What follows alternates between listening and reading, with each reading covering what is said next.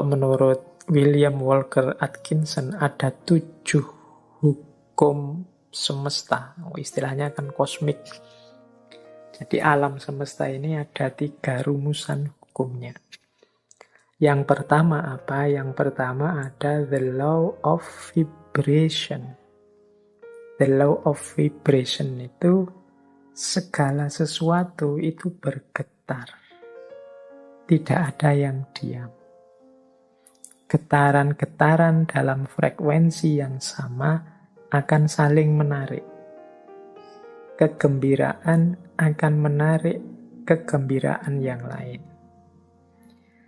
Nah, fokuslah secara konsisten terhadap pikiran tertentu, maka akan menarik getaran yang sama.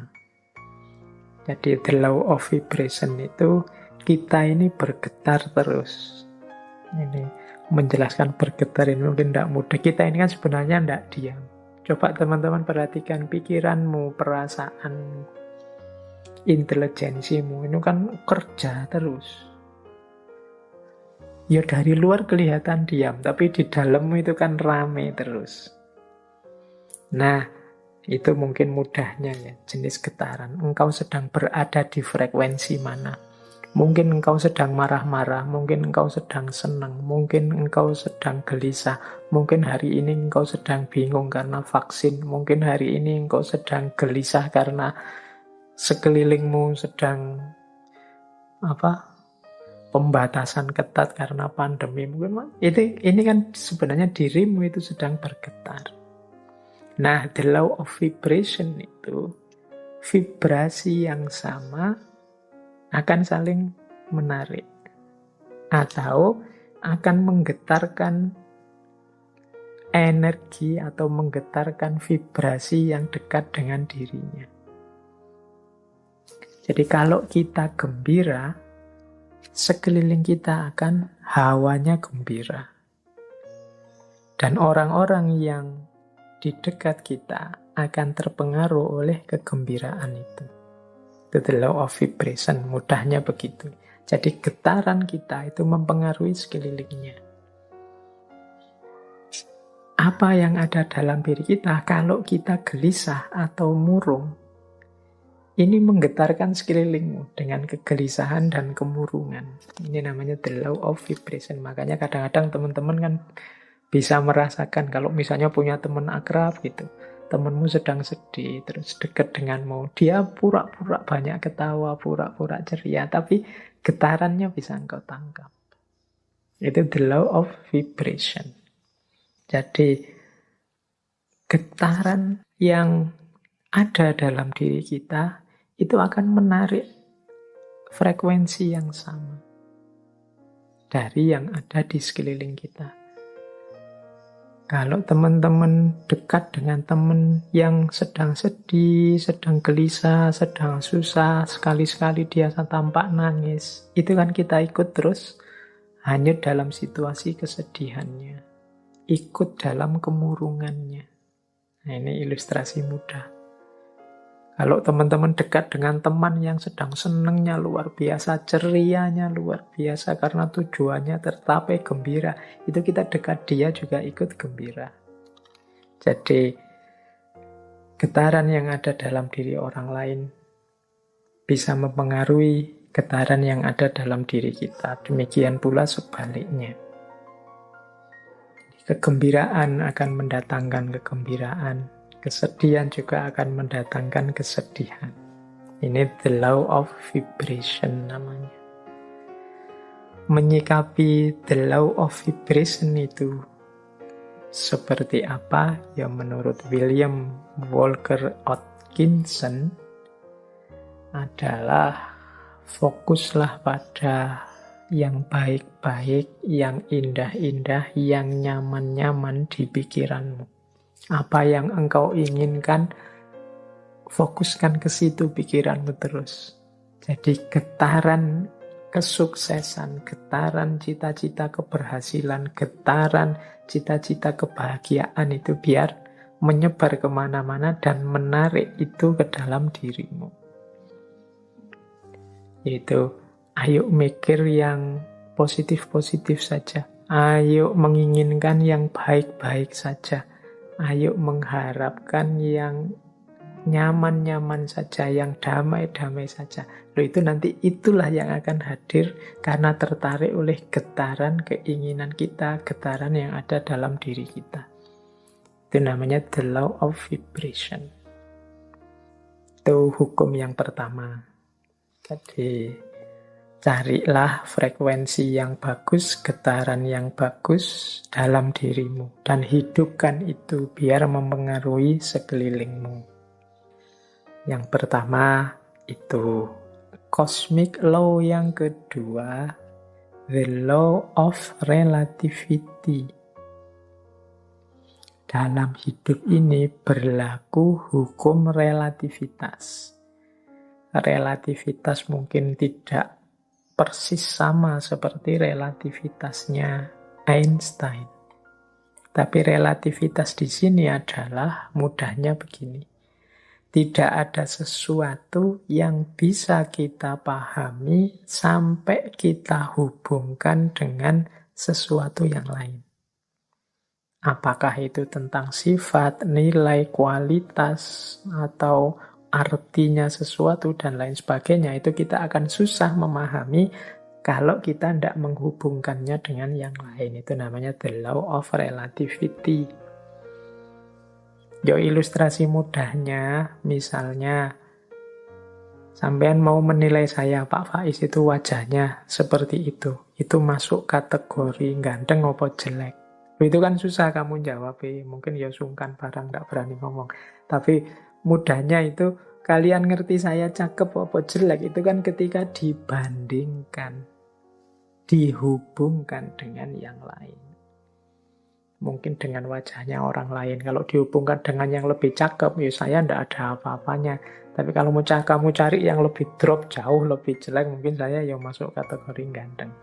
Itu the law of relativity. Indonesia ini negara yang nyaman, maju, atau negara yang terbelakang, mundur?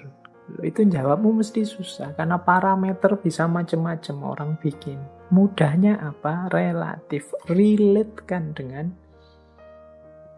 sesuatu yang lain. Jadi jawabannya mestinya, ya kalau dihubungkan dengan negara ini kita masih terbelakang. Tapi kalau kita sambungkan dengan negara ini ya masih lumayan. Kita masih tergolong lebih maju. Itu namanya the law of relativity. Jadi ini hukum alam yang kedua. Nah, maksudnya apa William Walker ini menunjukkan the law of relativity? Ya, hendaknya kita ini selalu menghubungkan situasi yang kita alami dengan yang lebih buruk atau lebih kurang atau di bawah kita. Tujuannya apa? Biar kita bersyukur.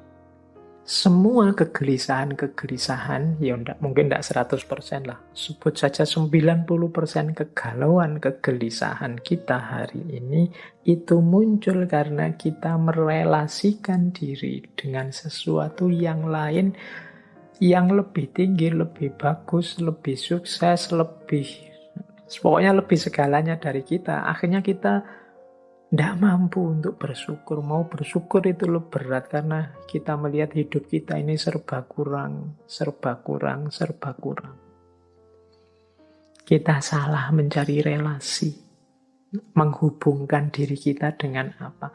Karena tiap hari mungkin engkau melihatnya artis siapa, atau melihatnya tokoh siapa, atau kiblatmu orang besar siapa, itu terus orang kaya siapa, itu terus orang sukses siapa, itu terus, sehingga ketika menengok dirimu yang lahir hanya pesimisme, underestimate, merasa betapa tidak berharganya dirimu dan lain sebagainya, akhirnya tidak bisa bersyukur. Nah, untuk bisa bersyukur, ingatlah the law of relativity tadi. Kalau engkau mau melihat yang lebih bawah darimu, masih banyak. Ada mahasiswa yang sumpek sekali karena semester akhir belum punya pacar misalnya. Dia lupa bahwa dia jadi mahasiswa itu aja sudah kelebihan yang luar biasa. Benchmarknya mungkin temennya. Benchmark itu tempat dia mengukur, tempat dia merelasikan diri, itu temennya yang sudah punya pacar. Tapi dia lupa, dalam dirinya ada banyak kelimpahan, ada banyak kelebihan. Dia sibuk hanya satu kekurangan ini. Ini biasanya karena salah merelasikan diri. Akhirnya susah bersyukur. Nah, itu hukum alam yang kedua. Law of relativity. Ayo, untuk banyak hal, ya enggak untuk semua hal ya. Untuk beberapa hal, law of relativity ini kita pakai ya untuk yang baik-baik, sholat, ibadah, untuk tekun belajar. Nah, kita ambil yang level tinggi biar kita semangat untuk meniru yang baik-baik. Tapi untuk hal-hal tertentu kita ambil standar yang lebih di bawah kita sehingga kita tidak lupa untuk bersyukur. Nah, yang ketiga, the law of cause and effect. Hukum sebab akibat. Kalau ini saya tidak perlu menjelaskan ya. Kalau dalam Islam ya ada famay ya'mal misqala dzarratin khairan yarah wa may ya'mal misqala dzarratin syarran yarah. Ada aksi, ada reaksi. Ada sebab, ada akibat. Maka menghadapi hukum yang semacam ini, marilah kita ciptakan dalam hidup ini sebab yang baik-baik saja. Sebab-sebab yang produktif, yang sukses, yang unggulan, sehingga kita mendapatkan akibat juga yang sukses, yang unggulan. Jadi karena ada sebab, ada akibat. Kalau ingin akibat yang bagus, ya ciptakanlah sebab yang bagus. Ini hukum alam juga. Tidak mungkin dari kemalasan lahir keberhasilan misalnya. Makanya jangan malas. Tidak mungkin dari kejahatan, keburukan lahir kebaikan. Tidak mungkin dari proses yang merusak lahir perbaikan. Nah, ini cause and effect. Ini hukum alam yang ketiga. Ada sebab, ada akibat. Apapun yang kita panen hari ini, itu adalah benih yang kita tanam sebelumnya. Yang keempat, the law of polarity.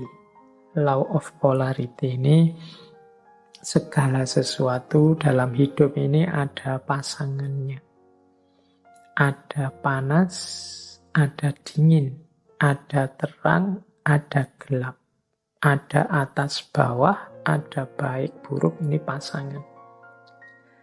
Pasangan ini sifatnya saling mengadakan. Saling mengadakan, ya kalau tidak ada buruk, yang baik juga tidak akan ada. Adanya yang baik karena ada yang buruk. Ini namanya saling mengadakan. Kalau semua orang sama, semua baik, semua, ya dia tidak disebut baik, ya standar saja. Dia disebut baik karena ada yang buruk. Disebut terang karena ada situasi gelap. Disebut atas karena ada bawahnya. Bawah saja tidak ada atas, tidak mungkin. Atas saja tidak ada bawahnya, tidak mungkin. Jadi dia saling mengadakan, saling mendukung keberadaan masing-masing.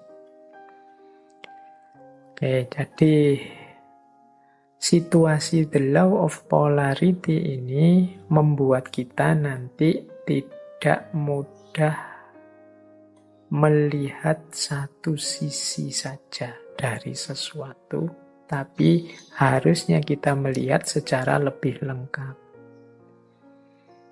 Jadi ada orang baik loh, terus kita puji, kita senangi total 100%. Dia dengan segala kebaikannya. Tiba-tiba dia melakukan sedikit atau satu keburukan. Runtuhlah kepercayaan kita, yang darinya sangat cinta jadi sangat benci. Kita lupa bahwa namanya masih manusia, masih duniawi, itu pasti berpasangan. Ada baiknya, ada buruknya. Ya mungkin kadar dan ukurannya berbeda-beda, tapi pasti ada pasangan-pasangan ini. Kita sering tidak siap menerima situasi yang kebalikan dari kenikmatan, kenyamanan yang kita rasakan hari ini. Padahal itu ya berpasangan. Ada enak, ada tidak enak. Di balik kenikmatan, di sisi sana ada ketidaknikmatan. Itu selalu ada.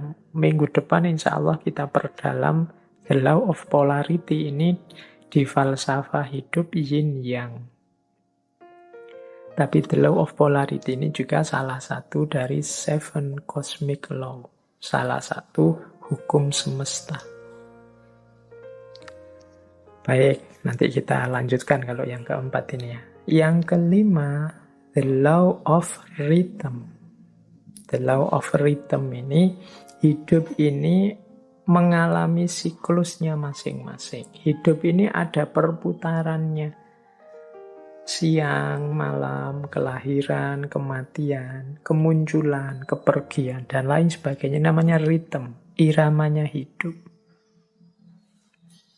Nah, segalanya ada awalnya, ada akhirnya. Ini the law of rhythm. Beberapa kali saya ceritakan kan ada kisah sufi, seorang sufi yang punya jargon, ini pun akan berlalu. Mengalami apapun, apakah itu kesenangan, apakah itu kesedihan, pada saatnya juga akan berlalu. Seberat apapun, seperti apapun.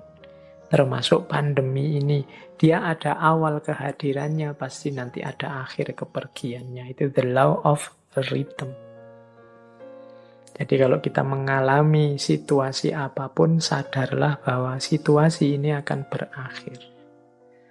Yang sedang sedih, ingatlah kesedihanmu pada saatnya akan berganti kegembiraan. Yang sedang gembira, wong namanya kita hidup, pada saatnya juga akan ada masalah dan kegembiraan akan bertemu dengan kesedihan. Itu namanya the law of rhythm. Hidup ini ada siklusnya. Yang sedang di bawah jangan putus asa, yang sedang di atas jangan jumawa. Karena kita ini berputar. Ini namanya the law of rhythm. Untuk the law of rhythm ini, insya Allah nanti minggu terakhir kita bahas dari perspektif filsafat Jawa. Cokro Manggilingan. Baik, kita lanjutkan. Yang keenam, the law of gestation. The law of gestation itu bunyinya begini. Segala sesuatu perlu waktu untuk terjadi. Tidak ada yang ujuk-ujuk sempurna. Tidak ada yang ujuk-ujuk utuh. Segala sesuatu dalam hidup ini butuh proses. Perlu waktu. Jadi makanya kita kalau ingin sukses juga perlu kesabaran. Menunggu momen, menunggu waktunya. Karena segala sesuatu ada waktunya.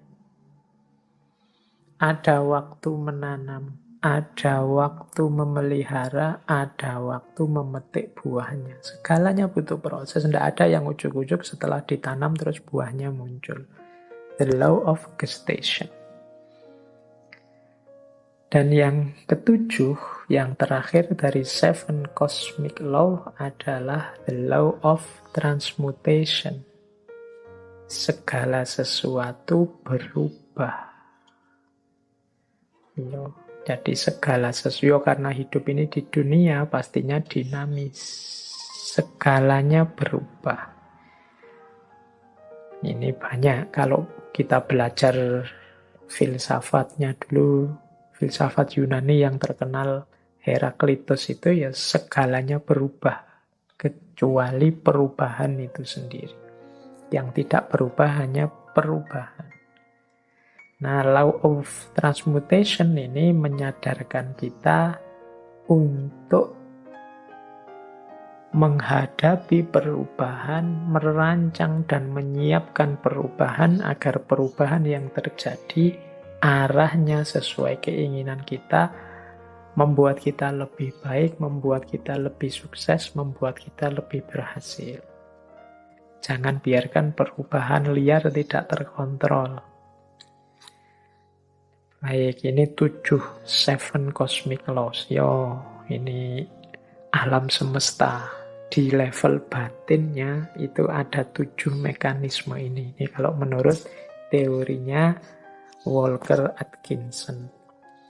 Nah, ini pengantar untuk tadi kalau ada yang tanya, Pak, natural law tadi katanya law of attraction ini bagian dari natural law ya, karena kayak tadi unsur natural law yang law of vibration, kemudian law of cause and effect atau law of transmutation ini kan bisa mengimplikasikan law of attraction.